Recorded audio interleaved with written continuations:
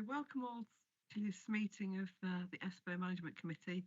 And the meeting is being broadcast live on YouTube and recorded, so it will also be available for viewing after the meeting. So I could please ask that all members and officers have the microphone on mute until they wish or are invited to speak. I need to let you know we're not expecting a fire alarm today, so if one does sound, please use the stairs to leave the building. Being on the field opposite the car park, follow democratic services of. I also have to make a statement regarding the quoracy of a meeting today. I've been informed that we are not quorum of this meeting within the room today. Although we have members with us virtually, as we have less than 3 members present. I propose, therefore, that we hold the meeting virtually as we have members signing in. As was agreed by the Management Committee in 2018, in order to overcome the legal issue of needing to meet in person for any issues that require reform, following this meeting, an email will be sent to all members setting out any decisions taken at the virtual meeting, asking if any member wishes to object to the decision taken and do so with or more. If an objection is received, then a special meeting would be called unless it would be for consideration next formal meeting. No objection is received within timescale. The decision would be implemented by the consortium treasurer, secretary, using delegated powers. This protocol was agreed by all constituent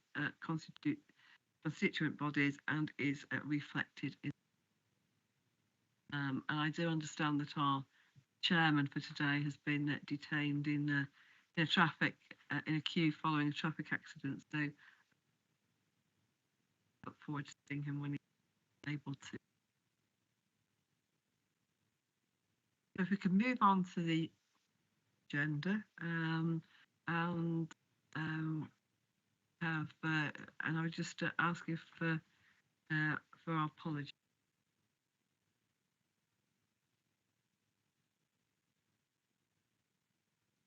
Yeah.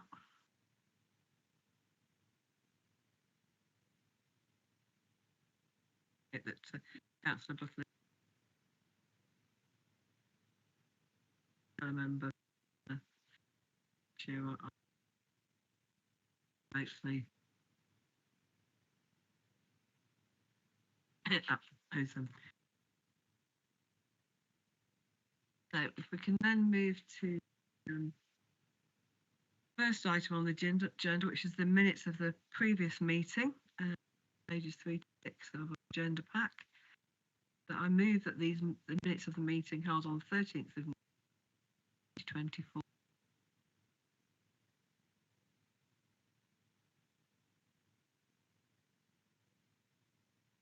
Item 2, not to be notified of any urgent items.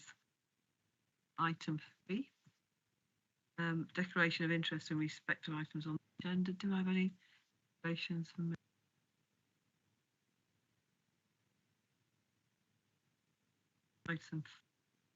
Items referred by the Finance and Audit Committee.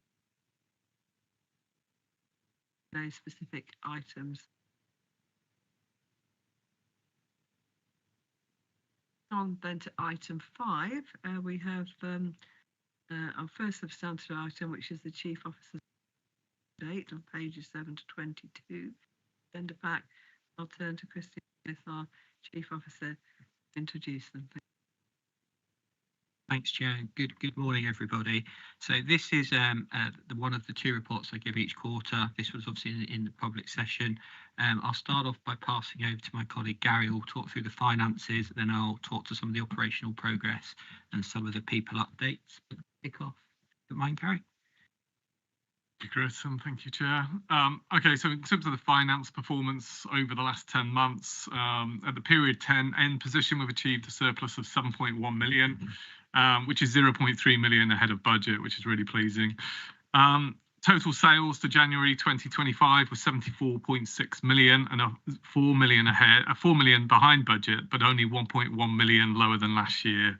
And I think my previous update highlighted the effect of the contraction we've seen in the educational supplies market, what that was having, and this particularly worsened in both Q3 and part of the Q4 period to date, with that BSER data showing that market declining further. Despite that worsening contraction of the market in Q3 and part of Q4, ESPO's trading activity has continued to perform really well against the market, particularly in those development areas. We've seen some really good growth in store sales through the competitive pricing offer and those targeted growth strategies. And that's really helped offset some of the decline of spend from our traditional member areas and our established areas. Competition on price has remained a real key factor across 24-25. And although the sales value is down 4.5% on catalogue sales and 10% down on direct sales, driven by the market contraction, our budgeted margin levels have been really good so far, and that's allowed us to still achieve the budgeted surplus position. Our rebate income at 11.3 million is 0.1 million ahead of last year, continuing to do really well, benefiting from inflation and organic growth.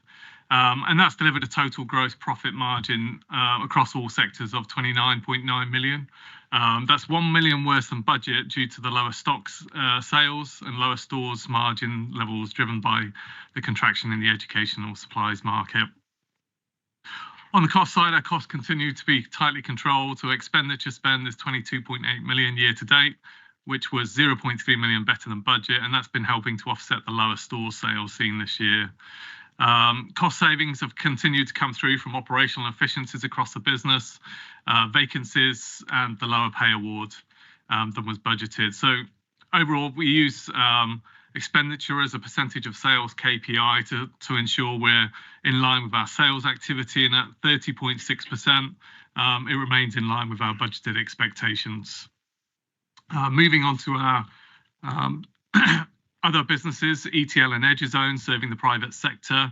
They've had sales of 1.53 million, which is 0.4 million better than budget. ETL's international sales grew really well across the first 6 months in the peak international trading period. Obviously, we see that slow down in the second 6 months of the year, but that really worked well from those improved relationships with the international distributors and increased brand recognition overseas this year. So overall for ETL and Eduzone, that's delivered a 96k surplus across the first 10 months, which is 52k ahead of budget and 22k ahead of last year. So overall, year to date, ESPO's delivered a 7.1 million surplus, 0.3 million ahead of the full year budget. The remainder of the year, in terms of outturn, there are some risks associated with the increased contraction of the educational supplies market that we saw in Q3 and Q4 at the start of Q4, but the outturn is still expected to be close to 7.2 million. Those final couple of months is a much quieter trading period, and school spend is likely to remain restricted, but we should still generate a slight increased surplus on the surplus delivered at the period 10 position. So in summary, doing really well overall considering the challenging market this year. Our pricing still remains competitive. Catalogue sales volumes obviously contracted significantly in Q3 and early Q4, along with the rest of the market, although our sales growth in development markets has helped offset some of that contraction. The lower margin from the lower sales is offset by good control of the cost base and framework growth, and we remain on course to deliver the full year budget of a 7.2 million surplus, which is in line with the uplifted MTFS. And the committee is asked to note the update on the first 10 months financial performance. Thank you, Gary. So I'll pick up the operational performance now. As ever, you've got some of the kind of key stats of how we're performing operationally. I won't read them all out, I'm pleased to know, but I'll just give you a sense of scale in terms of picking and dispatching 133,000 order lines in January. We had a pick rate of 33 lines per hour, which was pleasing above budget. Great stock availability at 99.1% and a stock turn of 5.99. In terms of our customer services team, they handled best part of 4,000 calls across 3 service channels with an average wait time of 18 seconds, with 97% of the calls being answered. Unsurprisingly then, our FIFO rating is very high, and you can see it sits at 98%, which is incredibly pleasing that we get that rating from our customers. And we were delighted to be awarded gold status with FIFO and an exceptional service award for our performance in 2024. In terms of facilities management in January, well, we focused on all our statutory inspections. One thing of note was our pedestrian warning lights that have been installed in the warehouse extension, which just alerts people of mechanical handling equipment being in the vicinity by putting lights on the floor around it, which is a really good health and safety enhancement. And also of note is the leadership team at ESPO have recently agreed an electrical vehicle charging policy, as part of our planning permission, installed electrical chargers into our car park. Just one minor reported injury, which is contained in the report, which was a small cut sustained as a result of contact with a metal transit cage. We've also been working with GMB following their feedback to ensure that audible warning alarm system is deactivated between 11:30 p.m. and 7 a.m. This is a warning system that we have on our vans, obviously for health and safety reasons, but there was some feedback about the hours of its usage, and we've taken that on board and adapted it accordingly. We've undertaken our portable appliance testing, over 600 items, with only 2 issues being expedited as a result of that. In terms of our IT team, they continue to deliver a fantastic internal service to our customers. You can see the scale of their activity, over 700 inquiries with 100% satisfaction rating from internal customers. And a major highlight for the period has been the implementation of software as a service to an external hosting agent, which was successfully delivered as a project, which moves away from sort of standard service in the server room to hosting in the cloud. Finally, I'll just cover a little bit about staffing. So you've got the 3 primary causes of sickness absence in the quarter. They remain as they have the last quarter, to do with musculoskeletal, particularly back and neck problems, and cold, cough and flu. So there's definitely a kind of consistent trend about the issues we're facing in terms of well-being. In terms of the graph opposite, you can see we were slightly below 8 days FTE sickness this time sort of in 18 months ago, and we've crept up to 8.23, so slightly above. The corporate target for Leicestershire County Council is 7.5 days, so obviously we continue to work to that target. As I say, slightly above, although it has started to decline again more recently.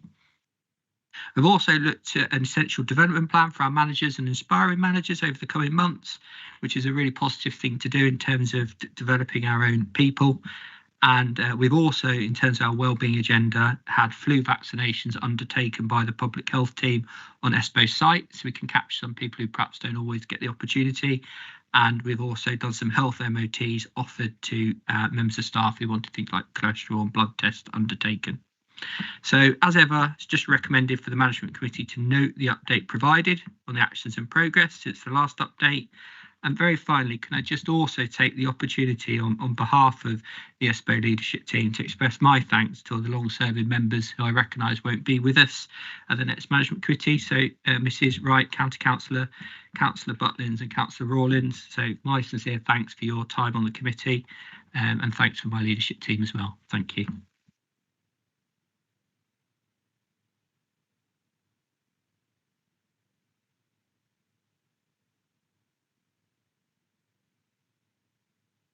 That's right. Just a comment, really. First of all, congratulations on the customer service award. That was really excellent, and the picking and the customer service wait times, etc., are really good. So please pass that on to the staff, because it really is superb. It was also good to see that the mental health stats are down. That's good. And it was just a question, really, what we're going to do about the back and neck problems, because the trend does seem to be creeping up. What are we doing from an occupational health point of view? Thank you. Thank you, Councillor, and I certainly will pass that on. In terms of the back and neck problems, we've tried to be really creative about this. So one of the things we have done, which we may do again, because it did have an impact, we got an ex-Olympic weightlifter who's got a training company, and they came in and showed people how to lift things correctly. And it was a little bit more engaging than someone, on a screen doing a deep squat. So that went really well. It was well received by people in the warehouse, and at the time it had an impact. So I think we're probably due a kind of refresh or something like that. Yeah. But we're always looking for sort of innovative ways in that area. Good, excellent. Yeah, Councillor Wright, any further questions to Christian? Christian, just one from from me. In terms of the, obviously to Gary as well, in terms of that gross margin percentage, are we confident of maintaining that going forward? I know there's quite a lot of pressures on us generally in that regard, and also obviously the school finances in terms of the directs and store sales as well. And we'd welcome Councillor Jamil, who will chair the meeting in a moment. So I will just hand back to Christian. Thank you. So gross margin, yeah, really prescient, I guess, to focus on that. We, if anything, we'd like to grow our gross margin. So I think that's a reflection of how much more you have to do these days in terms of how much more stock you have to hold, the range, ever growing delivery times being kind of next day or as quick as next day as you can be.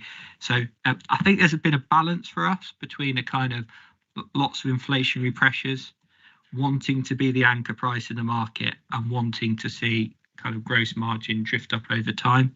But I absolutely recognise that as a pressure and something that goes into a kind of yearly commercial plan, how we look at it. And that's really about making sure that we're competitive across sort of top 1,000 items. But yeah, it's a really good point. Christian, any further questions for Christian before I hand over? No. Well, I'm sure from myself and Councillor Wright and Councillor Butlin, who will this will be our last meeting of the ESPO Management Committee. I'm sure we'd always like to all thank our officer team for all their hard endeavours, and it's been a great privilege working with you all. So thank you.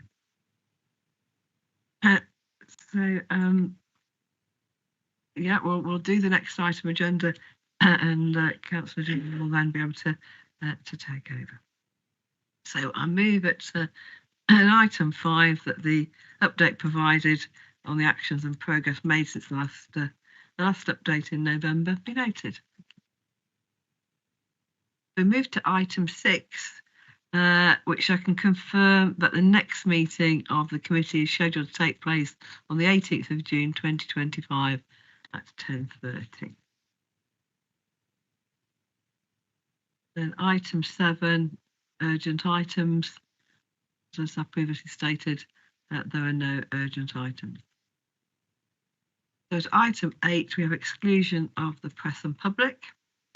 So I move that in accordance with the Local Government Act 1972, the public be excluded from the meeting for the remaining items of business on the grounds that they involve the likely disclosure of exempt information.